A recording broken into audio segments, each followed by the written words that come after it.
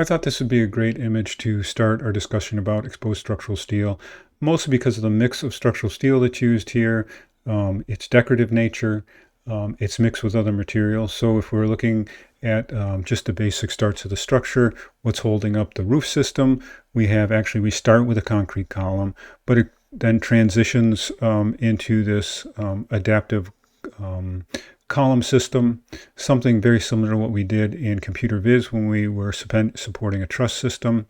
Notice how beautifully they taper off to transfer the load to that column. Where steel works best, steel seems to be used. Where concrete works best in the stout, load collecting column, which needs high compressive strength, concrete seems to be a good choice. So there's this kind of tectonic, nice artful use of materials where appropriate. And there's a nice mix of materials. So we have both concrete and steel. And then it looks like up into the roof deck, we introduce wood, possibly for acoustical performance and also maybe to filter sunlight. You'll also notice that the major structural elements are all curved. They're curved, and that creates a wonderful visual effect, but also it's probably very practical in that it is what controls the roof drainage. So I thought this was a nice image to start off with. If I was to, I can show you some other details of this project because it is hyperlinked, and kind of just show you some close-up details. One of them is to notice this idea that tapered column comes to a pinned connection.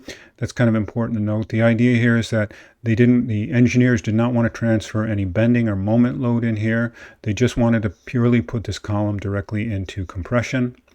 And so they made sure that there no moments would be introduced by making sure that that was a flexible connection. Let me, oops, didn't mean to do that. Let me try to get out of this zooming.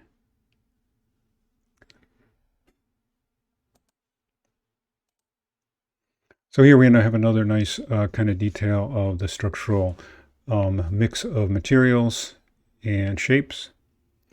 And I kind of wanted to this is an overall view of just the massiveness of these kind of projects. And I thought this was kind of neat because you're seeing the integration of the skylight systems into it. This is looks like this is the module where they do the pre-assembly of some of the components. It's on some kind of a supporting structure. It may be moved up to the facility and then jacked up into place. You'll notice that they've kind of highlighted connection points with this bright orange painting on it. But this is just an idea of how the system has been modularized for construction. And I think that's all there is to that slideshow. So let's go back to our main slideshow, and we'll talk about a couple of other applications. Actually, in this just brief section, I want to talk specifically about where we're going to go with our project in exposed structural steel. As another way to introduce some other examples of exposed structural steel. We're going to actually look at what is on the right here, the Art Institute of Chicago. It's by Renzo Piano. And it's supporting this kind of secondary roof superstructure by these very slender columns and a lot of structural steel and custom shaped structural steel. And this is pretty ubiquitous, this kind of technique now. We see this played out a lot. In this case, on the left-hand side here, we have the one of Google's offices, and this is the outdoor kind of elevated exterior space. And this is probably in Southern California. I'm not exactly sure of its location here, but obviously the main objective of this roof system is to create shade and comfort during the hot sunny days. And just take note, it's basically fabricated with what appears to be pretty common and ordinary looking structural steel. You might take special note that the outrigger, the last piece of steel, actually tapers.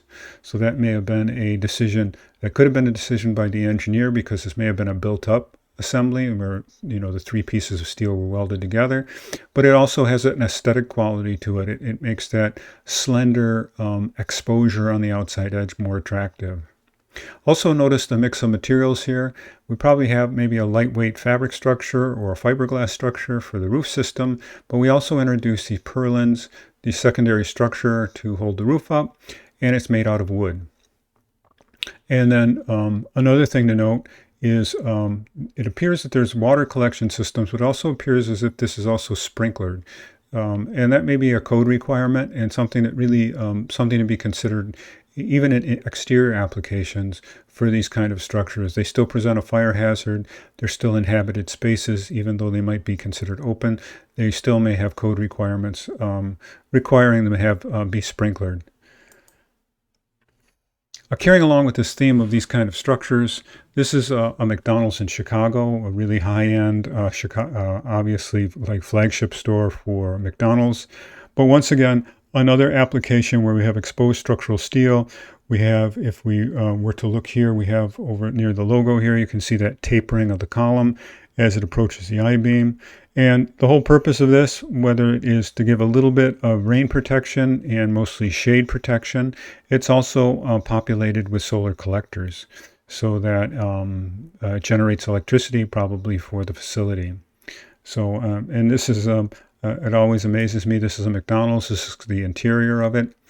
And then the use of structural steel carried on to the inside. So once that superstructure was created, they had ways then to actually support this kind of mezzanine level roof system with steel columns coming down. As you can see here, I'll roll my mouse over it. But always amazes me that architecture continues to move along and advance even the most mundane places with this kind of high level, really visually activated kind of spaces. You'll also notice that once again, we have a mix of materials. We have this steel column, but then we have what looks like glue laminated beams to support the roof structure. And just from the cover of a magazine, Architect magazine, once again, I think this is probably hyperlinked. But once again, supporting solar collectors. This case, it looks like they're a rectangular hollow tubular steel with non-tapered columns. Lots of design decisions here about that way that final product looks. And then I think I have one other example here. And once again, the same technique, supporting a large array of solar collectors. The attendant value of that also being shade protection. And in this case, note the column system. It looks like they also do some tapering as they go up into the structure, but the columns are actually strengthened from buckling with these kind of outrigger cable systems. That creates both extra visual interest, but it allows that column to be very slender. Columns can support a lot of load as long as they don't buckle, and the only way to fix that buckling is either to brace them with a floor deck, or in this case with cable system. Otherwise, you'd be required to make maybe the diameter of that column twice what it is, and that would have a whole different kind of aesthetic along with it. So with exposed structural steel, we kind of introduce this idea of us as architects having some control over the aesthetics by understanding some of the basic ideas about structure and what materials we can actually pick from when we're choosing to use those kind of elements. I want to just also touch on the cantilever. This is usually very popular in architectural projects, especially by students. And there's two examples here. One is kind of this tectonic exposure of the cantilever system is exampled in this project, where you can see the truss system very apparent, creating that ability to cantilever out very far past the facade of the building. And then we have ones where we are actually disguising on the exterior of the building that structural steel, but really kind of revealing it on the interior. So here we have something that's 52 feet wide by 112 feet long, considered one of the largest structural cantilevers of its kind in the U.S.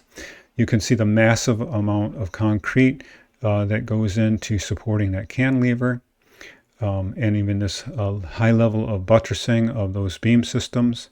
But what I think is interesting to know, one of the challenges we face when we're trying to make these cantilevers is to try and make it look like there is no structural support for it. It's really, the idea of the cantilever is to make it look like it's defying gravity. And one of the important elements in that feeling of defying gravity is the idea of not seeing structure or seeing very little structure. And so in this case, the architects decided, in order to hide that idea of the brutal structure that was required, they moved those beams inboard on the structure. So here we have two vertical trusses that support that structure. And you can see they end and terminate with these things that come down on angles here. But they're inboard, so they don't appear on the exterior facade of the building, making it look a little more magical about its construction. So here we have a good view of that building, just a wall of glass, so to speak, suspended way out.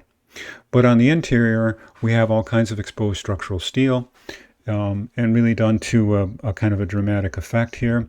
So here are those inboard truss systems, and in this case, these really heavily gusseted connections, and instead of welding, which would have really kind of reduced the visual complexity of this, they really work to enhance that by creating these bolted connections. Now, that may have been originally an architectural or an engineering design idea, maybe because of the way it was fabricated or needed to be erected, but the architect kind of embraced it and carried that through as a design aesthetic. So now we have the steel being really tectonic in its feeling about how it contributes to that kind of interior feeling of what the space is like. So next I'll pick up on some reviews of some steel basics.